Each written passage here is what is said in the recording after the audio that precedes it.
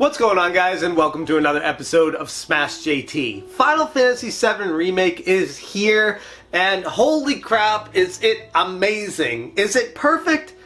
No, unless you look at it in a certain light. JT. This video is going to be a quasi-review of Final Fantasy VII Remake. If you've already played the game, then you want more in-depth conversation on it, I'm doing another video as well, and that's going to be, I guess you could say, Final Fantasy VII Remake spoilers, where we talk about the storyline and what any of it even means and what it could do and go from here. So if you're interested in that video, I'm going to put the link above me there. This video is going to not have any spoilers whatsoever. It's a spoiler-free episode of Final Fantasy VII Remake review. And I need to start it off by saying Final Fantasy VII on the PlayStation 1 is one of my favorite games of all time. Like, if I did a top 100 games, it would probably be in the top 5. Like, that's how important it was, how good it is. Still to this day, it still holds up. I actually played it a couple years ago. One of my first videos I ever made was the Final Fantasy VII review on the PlayStation 1. And if you want to see a little bit of cringe and somebody who's afraid to talk on a camera, watch that video, because it's just me with a microphone because I was too scared to even do a video like this. But regardless, let's get into talking about Final Fantasy VII Remake and what makes this game so interesting. And I use the term game very loosely here because playing through this, it's not really a game. And something you'll hear me mention a few times throughout this video is it's an experience. Final Fantasy VII Remake may be the best experience I've had playing a game ever. Does it make the best game ever? No. And there's a weird distinction between the two, and I'll get into that. But for Final Fantasy VII Remake, yes, it's a great experience. Is it a great game? Meh. And there are some major pacing issues, especially early on, but my biggest frustration with this game is just how linear it is. Like, it just feels like start here, go to the next place, go to the next place, go to the next place. And it's broken down into chapters, and there's a reason for that I'm not going to get into, but for right now, it's frustrating that it's so linear. And I understand why they went that direction with it, but in essence, by doing so, it removed one of the best parts of the original Final Fantasy VII game, and that was the exploration in it. Now, yes, I know most people will hear that and say, well, the original Final Fantasy VII in Midgar was extremely linear too. It was, but not to this extent. Like, the dungeons had multiple paths you could go, there were different side quests you could do throughout, and yeah, there are a couple of those here and there sprinkled throughout Final Fantasy VII Remake at the get-go. The problem is, it feels like I said at the beginning with the pacing, it's just linear with a couple of side quests here and there, until all the way through at the end of it, then they just drop a whole load of side quests on you and you can do them or not. Like, that's frustrating. That's something that it feels almost like an afterthought, like it was tacked on instead of a natural progression part of the game. So, in a certain light, looking at this as a game, it's a good game. Like, it's fun. But other games have definitely done it better when it comes to organization and playthrough. But if you look at this game as an experience instead of a video game, then I think you'd appreciate it a lot more. It's basically an interactive movie with amazing battles and cutscenes and everything pieced together that makes it an epic experience for everyone to enjoy. And that's why I didn't mind it so much. Like, the linearity of it, if that's even a word. But the way the game paces itself going through, I felt frustrated, but I stuck with it because I was enjoying it. Like, I was genuinely a part of the game's world. Like, I felt so enveloped in it that I was just transported into it.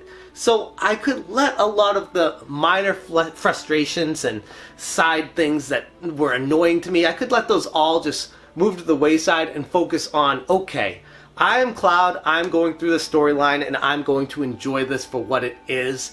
and holy crap, the graphics are second to none when it comes to PlayStation 4 graphics. Like, it's right up there with The Last of Us Remastered and Uncharted as far as high quality cinematic graphics, that it seamlessly transfers into the gameplay. Is it a one-for-one? No, it is still a little bit noticeable with the downgrade when you move away the cinematography, but still, it's amazing how far technology has progressed to get to this point. So, that goes with the graphics. The storyline, amazing. The music, absolutely epic. Some of the most amazing, incredible music and sound effects I've heard in gaming from the original Final Fantasy VII were remade, remastered, redone, re-recorded, and made even better in the remake. So the music is, if it doesn't win soundtrack of the year, I would be shocked, because it was just, it's a legitimate official symphony. Like, it feels like you're playing a symphony in the game. And it shows how far video games have truly progressed to. Now, as far as the game itself, how was it when you actually got to play it? Good! Some of my frustrations were it felt like you weren't playing enough because it would go through cutscenes quite often, but when you do get to play, the battles are incredible. I personally, I know some people might not love them, but I was all about them. Like, the way you could transfer between characters or control them with the R buttons, it was something that once you figured out how it works, it's hard to go back to other battle systems. It was extremely interactive. You feel like you have full control over everything. And the battles were intense and challenging and made you think. It was almost like a puzzle every time you fought an enemy, whether it was just a regular guy on the street or sewer rat, all the way up to the most amazing bosses you'll ever see in video games. And this game definitely has a fair share of them. And every single time, it was exciting. It never got boring. I was never like, oh god, here we go, another battle. I was like, awesome. Let's see how I can overcome this challenge and move on to the next one. And it was truly exciting. The controls when the battles were taking place were on point. The camera was typically perfectly fine. I had very minimal issues with that. The game itself is a masterpiece if looked at with a certain perspective. And I think that's where a lot of people are going to get hung up with this. If they look at it from the perspective of expecting Final Fantasy VII, they're going to be sorely disappointed. If they're expecting an action game all the way through, they're going to be sorely disappointed. If they're going into this with an open mind of, oh, what kind of game is this? Let me play it and figure it out. I think most people, on the whole, are going to love this. Like, it's made for that approach. And in a weird way, it feels like this game has single-handedly moved gaming forward. And once I got to the end credits, like I said, there's not going to be any spoilers here, but once I get to the end credits, you see all the names that go scrolling through, and I'll be honest, it felt like there were more people that put their time and efforts into making this game than Infinity War or any Hollywood major motion picture. Like, this game had so many people working on it. The production value is through the roof. It is absolutely insane, and I couldn't be happier being someone who is, like I said, from the perspective of a gigantic Final Fantasy VII fan, to be able to replay this, re-experience it, and enjoy it for what it was. Do I wish that it was a little bit more interactive when it came to the storyline? Yes. Do I wish that maybe it was a little bit more free when you played through it, especially early on in the game? Yes. But ultimately, when you look at it for what it is, it's fine.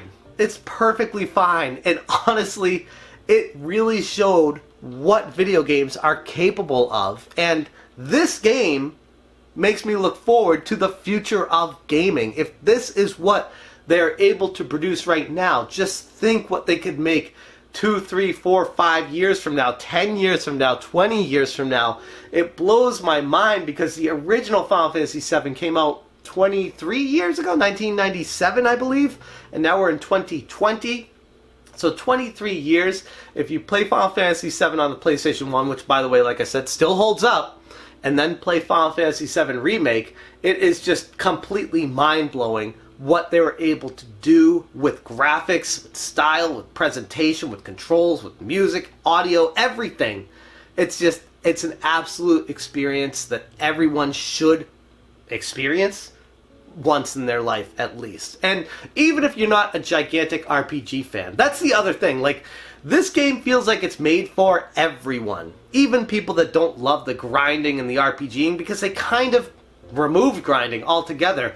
A lot of people might take issue with that, the purists out there, but that kind of feels like it's gone the way of the dodo. The grinding in RPGs, people don't have time for that. They just want to experience the storyline. And this game basically plays that to a T, where you start it and play through the game, and it's a fairly seamless experience that's completely enjoyable the whole way through.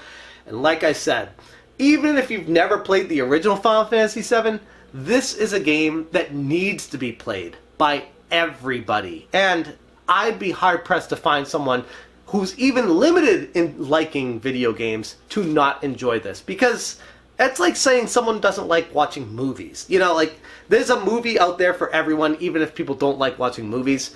This game is like the game that's out there for everyone to experience, even if they're not hardcore gamers. But it's challenging enough for people who are. It does a lot of things right, and only a few things that are a little bit frustrating. So overall, the game to me is a 10 out of 10. Once again, Square Enix knocks this out of the park. Is it perfect? No, 10 out of 10 doesn't mean it's perfect, by the way. There's no perfect game. I wish there were a couple of things different that they did, but ultimately, I played through the game. I was losing sleep thinking about it. Couldn't wait to wake up the next day and play through even more. It's a very long game, and they didn't really stretch it out. Like, it feels like there's a lot to do in the game.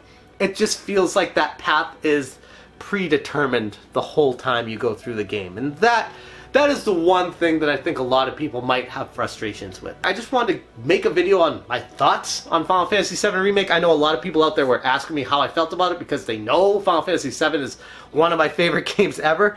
So I hope this is sufficient for you guys. And like I said at the beginning, for anyone who wants more of an in-depth conversation, I'm going to make another video and release it at the same time of this. Don't watch that video if you haven't played the game yet, unless you don't care about spoilers and stuff like that, then by all means. But I do want to give another perspective to this game where I can talk a little bit more in depth about it without ruining the experience for people who haven't enjoyed it yet. Anyways, I'm going to leave this video right there. Let me know what you guys think about Final Fantasy VII Remake, if you've started playing it, how you're enjoying it so far. I'd be very interested to hear what the consensus of the audience is out there. Thanks so much for watching, and as always, you stay smashing!